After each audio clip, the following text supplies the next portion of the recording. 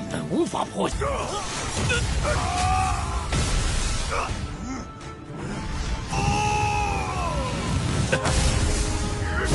王血脉，君，请夺走诸多，快住手！被执法殿黑衣人夺，看看还有谁能啰里吧嗦。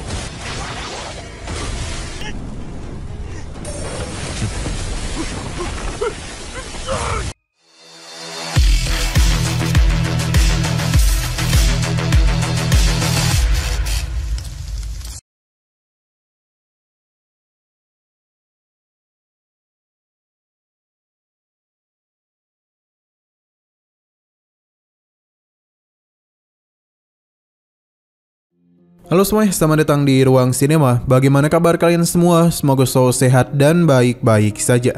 Sesuai jadwal, jadi pada hari ini kita akan kembali melanjutkan series Donghua Martial Master episode terbaru, yang mana ini adalah episode yang ke-585.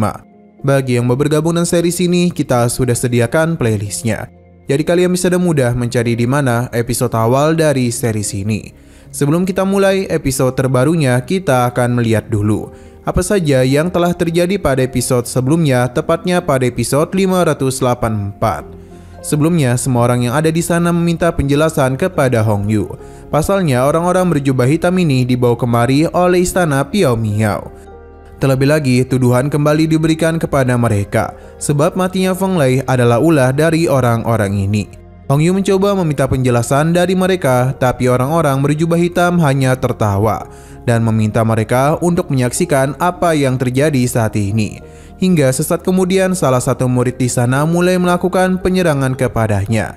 Namun kekuatan dari pria berjubah hitam ini sangatlah mengerikan. Ia bahkan dengan mudah menghabisinya.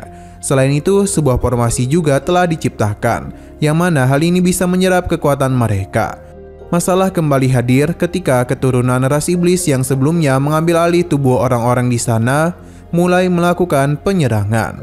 Melihat hal itu membuat tetua situ terkejut karena ia bingung mengapa rekannya ini tiba-tiba saja melakukan penyerangan. Sekarang kita akan melanjutkan episode terbarunya. Ledakan kekuatan tiba-tiba saja dikeluarkan oleh pria ini yang membuat semua orang terkejut. Ia juga memberitahu kalau ada cukup banyak pria yang berpakaian hitam di aula penegak hukum, yang mana mereka telah menghabisi begitu banyak master dari pasukan mereka. Tetapi tidak ada yang percaya dengan perkataannya, dan masihlah terus memberikan pembelaan kepada Hong Yu. Sekarang mereka bisa melihat kalau apa yang dirinya katakan itu memang benar adanya. Baginya semua ini sudah terlambat dan mereka semua adalah sekelompok orang yang bodoh saja. Perkataan Luo membuat Tian Wuji mulai percaya kalau Feng Lei memang dihabisi oleh istana Piao Miao dan aula penegak hukum. Tian Wuji pun mengajak Tuan Fei untuk saling bekerjasama agar dapat menghancurkan formasi pada gua ini. Hanya saja bagi Tuan Fei, formasi ini agak aneh karena sangatlah mirip dengan formasi terlarang dari reruntuhan istana. Jadi tidaklah dapat mereka hancurkan dalam waktu yang singkat. Dan Wuji paham, tapi meskipun begitu mereka harus mencoba untuk menghancurkan formasi terlarang terlebih dahulu. Dan Wuji langsung saja memulai pergerakan di mana seluruh serangan mulai dia lancarkan kepada formasi darah. Hanya saja sampai sejauh ini tidak ada tanda-tanda kalau dirinya akan berhasil. Ia memfokuskan seluruh serangannya pada satu titik yang mengakibatkan sebuah getaran yang besar. Namun tetap saja seluruh serangannya itu masihlah belum bisa membuahkan hasil. Yang ada malah tangannya yang kesakitan.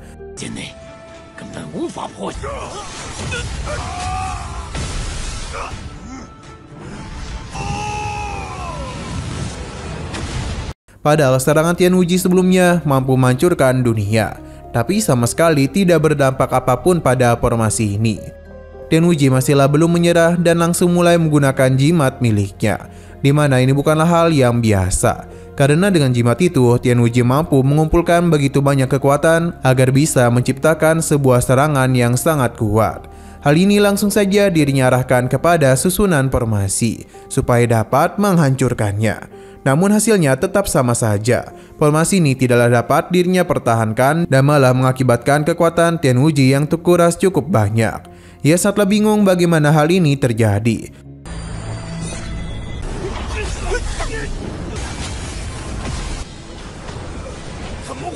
Orang-orang berjubah hitam mulai mengambil tindakan untuk bisa menghabisi para tetua yang kuat. di mana kini orang-orang istana Piao Miao dan aula penegak hukum juga bekerjasama dengan mereka untuk mengalahkan Tianwuji bersama yang lainnya. Selama pertarungan itu berlangsung, terlihat dengan jelas kalau Qin Chen hanya santuy-santuy saja. Tapi hal ini tidaklah dibiarkan oleh tetua ini, yang mana serangan langsung saja diarahkan kepada Qin Chen. Namun semua yang ia lakukan tidaklah mampu menyentuh Qin Chen. Dan ketika dirinya melakukan serang balik, tetua ini dan mudah dibuat terpental. Pada akhirnya, garis keturunan Raja Manusia pun dirinya gunakan agar dapat mengalahkan Qin Chen. Tindakan dari Lin Yunnan membuat tetua situ kesal, karena bagaimanapun dia ini telah berani berbuat macam-macam kepada murid Papilion Dan. Tapi Lin Yunnan tidaklah peduli karena ia tahu Qin Chen telah sangat berani menghabisi Lin Yi dan Lin Jun. Selain itu, buah aturan juga telah banyak diambil olehnya. Maka Lin Yunnan mulai berpikir kalau Qin Chen juga telah diambil alih oleh orang-orang berpakaian hitam.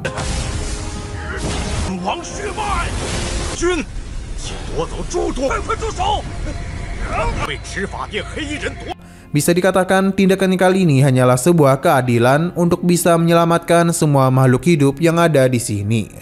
Serangan langsung saja dia lancarkan untuk dapat menghabisi Qin Chen. Tapi semua itu dengan mudah Qin Chen atasi. Tetua situ mencoba untuk melakukan penyelamatan kepada Qin Chen, tapi lawannya itu tidak akan membiarkan hal ini terjadi, yang mengakibatkan tetua situ sulit untuk memberikan bantuan kepada Qin Chen. Bahkan ketika ia sedikit saja lengah, lawannya itu langsung saja melakukan penyerangan yang bisa membahayakan nyawanya. Berhubung tetua situ sangatlah sibuk, jadi Lin Yunnan ingin segera memanfaatkan semua itu untuk dapat menghabisi nyawa Qin Chen. Tapi dia ini terlalu percaya diri, pasalnya sejak tadi Qin Chen hanya bermain-main saja. Serang balasan pun mulai dirinya lakukan. Bagi Qin Chen, berhadapan dengan garis keturunan Raja Manusia bukanlah perkara yang sulit. Dia pun mengeluarkan pedang-pedang terbangnya, dan setelah melakukan penyerangan kepada tubuh warisan Raja Manusia, Qin Chen pun bisa dengan mudah menghancurkannya, yang mengakibatkan Lin Yunnan pun harus terjatuh. Dengan hancurnya kekuatan itu tentu mengakibatkan tubuhnya mengalami kerusakan yang cukup parah.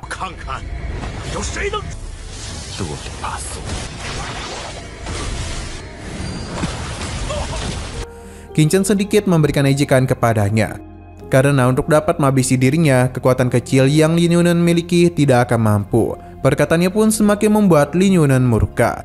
Ia pun mulai menggunakan seluruh kekuatannya yang tersisa untuk dapat menghabisi nyawa Qin Chen. Serangannya kali ini tidaklah main-main karena pusaran api miliknya mampu menarik apapun.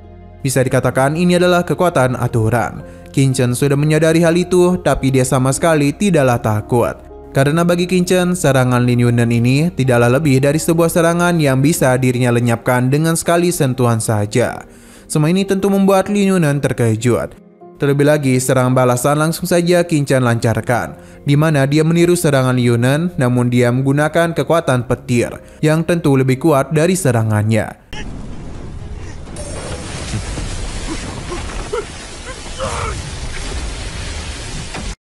Nah, sayang sekali lagi seru-serunya, episodenya pun harus bersambung dulu.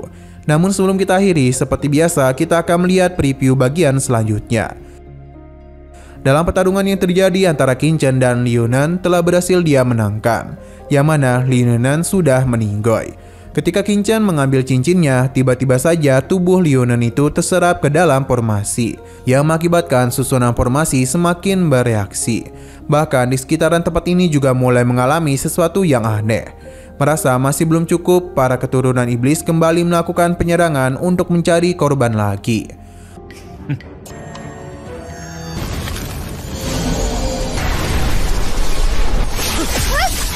Oke, sekian dulu pada video kali ini. Untuk video selanjutnya akan segera hadir. Jadi bagi kalian yang ingin mengikuti series ini, langsung saja klik subscribe dan aktifkan loncengnya.